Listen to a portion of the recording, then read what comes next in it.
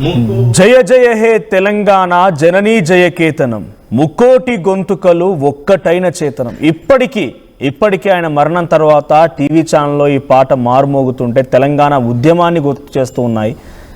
మరి ప్రతి ఒక్క తెలంగాణ బిడ్డకు కూడా రోమాలు నిక్కబుడుస్తూ ఉన్నాయి. సో ప్రస్తుతం మనతో పాటుగా తెలంగాణ ఉద్యమకారిణి, ఉద్యమ గాయని, సింగర్ మధుప్రియ గారు ఉన్నారు. ఫోన్లో మాట్లాడదాం. మధుప్రియ గారు, అందశ్రీ మరణాన్ని ఎవరు జీర్ణించుకోలేకపోతున్నారు. తెల్లవారుజామున ఒక్కసారిగా అందశ్రీ లేడు అనేటువంటి వార్తని ఎవరు కనీసం జీర్ణించుకోలేకపోతున్న పరిస్థితి. సో తెలంగాణ ఉద్యమంలో మీది కూడా చాలా కీలకమైన పాత్ర. అనేక ఉద్యమ వేదికలపైన మీరు కూడా అప్పటి ఆ వయసు నుంచి పాటలు పాడుతూ వస్తున్నారు. సో అందశ్రీకి మీకున్నటువంటి సాన్నిహిత్యం ఎలా ఉండేది? ఆయన మరణాన్ని ఎలా చూస్తారు? నమస్తే అండి. అయితే బేసిక్ గా ఇప్పుడే నాకు ఆ విషయం తెలిసింది. చాలా అంటే చాలా సాహిత్య లోకానికి చాలా తీరని లోటు ఇది. చాలా అనుబంధం అంటే నాకు తెలంగాణ ఉద్యమంలో గద్దర్ తాతయ్యతో పాటు అందశ్రీ అంకుల్ కానివ్వండి, జయరాజ్ అంకుల్ కానివ్వండి, గోరేటింకన్ అంకుల్ కానివ్వండి, వీళ్ళందరితో చాలా అనుబంధం. విమలమ్మతో కానివ్వండి, వీళ్ళందరితో చాలా అనుబంధం. నేను చాలా చిన్న పిల్లలు ఉంటుండే. వీళ్ళందరూ నన్ను భుజాల మీద ఎత్తుకుని తిరిగినట్టే లిటరల్లీ. సో అట్లాంటి తెలంగాణ రాష్ట్రానికి అంత మంచి గేయాన్ని ఇచ్చిన రచయిత ఈరోజు మన మధ్య లేకపోవడం నిజంగా బాధాకరం. నాకు ఇప్పటికీ అసలు నమ్మలేకపోతున్నా, షాకింగ్ గానే ఉంది. ఇప్పుడు మీ ఎంతో మంది కాల్ చేస్తున్నారు కానీ ఇప్పటికీ నాకు షాకింగ్ లాగానే ఉంది. అంత గొప్ప సాహిత్యవేత్తను మనం పోగొట్టుకోవడం అనేది నిజంగా చాలా బాధాకరం. రీసెంట్ గా నేను గద్దర్ తాతయ్యది ఒక రవీంద్ర భారతిలో ఈవెంట్ చేసినప్పుడు కూడా కలిసి ఉండే. దాని తర్వాత మళ్ళీ సుధాల్ అశోక్ హనుమంత్ గారిది అవార్డు తీసుకున్నప్పుడు వచ్చి ఉండే. సో రీసెంట్ కూడా 10 days బ్యాక్ కూడా నేను కలవడం జరిగింది. సడన్ గా ఈ న్యూస్ తెలవడం నిజంగా ఆయన సిక్కున్నారనేది కూడా నోటీస్ లేకుండే. అసలు సడన్ గా ఇట్లా అవ్వడం నిజంగా బాధాకరం. ఆయన ఉన్నా లేకపోయినా ఆయన పాట మాత్రం ఖచ్చితంగా తెలంగాణ రాష్ట్రంలో తెలంగాణ సాహిత్యంలో ఖచ్చితంగా ఆయన పాట ఎప్పుడు వినిపిస్తూనే ఉంటుంది. సో తెలంగాణ ఉద్యమంలో అనేక వేదికలు పంచుకున్నారు. ఆయన ఒక కవి కూడా. సో ప్రతిదీ కూడా ఆయన పాటలు ఇప్పుడు గుర్తు చేసుకుంటున్న సిచ్యువేషన్ చూస్తూ ఉంటే, ఆయన మరణం తర్వాత గుర్తు చేసుకుంటుంటే ఇప్పుడు ఒక సామాజిక అంశమైన పాట అయింది, ఒక ప్రజా ఉద్యమమైన పాట అయింది, ఒక ప్రకృతి అంశమైన పాట అయింది. ప్రతి ఒక్కరిని తట్టి లేపుతూ ఉండేది. సో ఆయనతో మీకున్నటువంటి సాన్నిహిత్యం ఎలాంటి విషయాలు పంచుకునేవారు బేసిక్గా మీరంతా కూడా?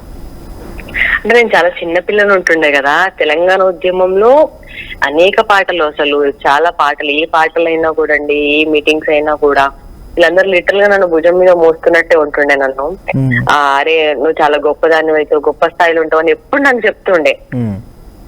సో అట్లాంటి వ్యక్తులలో, నాకు ఎంకరేజ్ చేసే వ్యక్తులలో ఆయన ఒక్కరు. ఆయన లేకపోవడం నిజంగా చాలా బాధాకరం అనిపిస్తుంది. It's really unfortunate. ఎందుకంటే తను చూస్తే కూడా ఫిట్ గా ఉంటాడు. గతంలో వ్యక్తిగతంగా చాలా పద్ధతిగా, చాలా హెల్దీగా, అంటే ఎప్పుడు చూసినా ఒక ఇలా బతకాలి, ఇలా ఉండాలి అని ఒక ఇన్స్పైరింగ్ గా ఉండే వ్యక్తి ఈరోజు లేకపోవడం నిజంగా బాధాకరం. ఎన్నో గొప్ప పాటలు, మాయమైపోతున్నాడమ్మా మనిషి అన్నవాడు, ఇలా చూసుకుంటే ఎన్నో పాటలు, ఒకటా రెండా, అసలు చాలా అంటే చాలా పాటలు తెలంగాణ రాష్ట్రానికి, తెలంగాణకి ఎన్నో పాటలు ఇచ్చాడు మా అందరికి పాడుకోవడానికి. సో ఆయన సాహిత్యంలో నుంచి మీరేమన్నా గతంలో మీకున్న అనుభవంలో పాట, ఆయన సాహిత్యం నుంచి వచ్చిన పాట మీరేమైనా పాడింది ఉందా? నేను పాడింది చిన్నప్పటి నుంచి ఇంకా జై జై హే తెలంగాణ పాట ఖచ్చితంగా వాడుకుంటుండే. అది తెలంగాణ రాష్ట్రంలో పుట్టిన ప్రతి ఒక్కరు వాడుకునేది. అది నేను కూడా పాడుతుండే. ఎక్కువ నాకు మాయమైపోతున్నాడమ్మా అంటే చాలా ఇష్టం. మాయమైపోతున్నాడమ్మా మనిషన్నవాడు, ఓ మచ్చుకైనా లేడు చూడు, మానవత్వము ఉన్నవాడు. ఈ పాట అంటే నాకు చాలా ఇష్టం. ఈ యొక్క పాటని ఇన్స్పిరేషన్ గా తీసుకుంటే చాలా నేర్చుకోవచ్చు అనిపిస్తుండే నాకు. నిజంగా ఇప్పుడు రాసిందో కానీ ఇప్పుడు ఈ తరానికి, వచ్చే తరాలకు కూడా ఈ పాట పనిచేస్తుంది. దీనిలో లిరిక్స్ కానివ్వండి, ఒక్క తరానికి అని కాదు, ఎన్ని తరాలున్నా కొన్ని లిరిక్స్ ఎట్లుంటాయి అంటే, ఎన్ని తరాలు వచ్చినా ఎన్ని తరాలున్నా లిరిక్స్ మాత్రం ఫరెవర్ లాగా ఉంటాయి. చూడండి, ఎప్పుడు చిరస్థాయిగా నిలిచిపోయే పాటలలో ఇట్లాంటి పాటలు ఖచ్చితంగా ఉంటాయి, మొదటి స్థాయిలో ఉంటాయని నేను అనుకుంటున్నాను. నిజంగా ఆయన లేకపోవడం చాలా బాధాకరం. ఆయనకు శాంతి కలగాలని కోరుకుంటూ, నిజంగా అసలు ఇప్పటికి మీరు మాట్లాడుతుంటే కూడా నాకు ఇప్పటికీ అది అసలు మొన్ననే కదా నేను చూసింది అనే ఫీలింగ్ ఉంది తప్ప అసలు ఆయన మన మధ్యలో లేరు అనేది ఇప్పటికీ నమ్మలేకపోతున్నాను. అంటే ఆయన జనరల్ గా మొత్తం పంచుకున్నా కూడా ఓపెన్ గా ఉంటది ఆయనది, ఏమన్నా మనసులో పెట్టుకొని బయట కూడా చెప్పే రకం వ్యక్తి కాదు ఆయన. ఆయనకున్న ముక్కుసూటితనమే ఆయన ఒక గొప్ప పేరు తెచ్చిందని చెప్పొచ్చు. నిజంగా చాలా స్ట్రైట్ ఫార్వర్డ్ మనిషి. మనసులో ఏదంటే బయటకు అదే మాట్లాడతారు, మనసులో ఒకటి పెట్టుకొని బయట కూడా మాట్లాడడం ఆయనకి నాకు తెలిసి నేను చూసిన ప్రకారం అయితే ఆయన అలాంటి వారైతే కాదు. సో ఒక గొప్ప సాహిత్యవేత్తను అయితే ఖచ్చితంగా తెలంగాణ రాష్ట్రం ఈ రోజు నుంచి మిస్ అవుతుందనే నాకు అనిపించింది. ఒక్కసారి జయ జయ హే తెలంగాణ.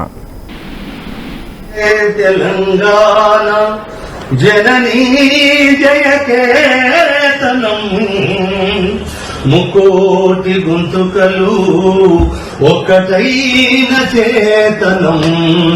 జయ జయ హే తెలంగాణ జనని జయకేతనం ముకోటి గొంతుకలు ఒక్కటైన చేతనం. తరతరాల చరిత గల తల్లి నీరాజనం, తరతరాల చరిత గల తల్లి నీరాజనం. పద పదాల నీ పిల్లలు ప్రణమిల్లిన శుభతరుణం. జై తెలంగాణ జై జై తెలంగాణ, జై తెలంగాణ జై జై తెలంగాణ. జయ జయ తెలంగాణ జనని జయకేతనం ముక్కోటి గొంతుకలు. జయ తెలంగాణ జననీ జయకేతనం. చరిత్ర సృష్టించినోడు ఇప్పుడు ఆ చరిత్రని తిరగరాయబోతున్నాడు. అబద్ధాల గోడల్ని బద్దలు కొట్టి నిజాలను రాగా మీ ముందుంచబోతున్నాడు. నిజమైన వార్తల కోసం వెంటనే డౌన్లోడ్ చేసుకోండి రా యాప్ని.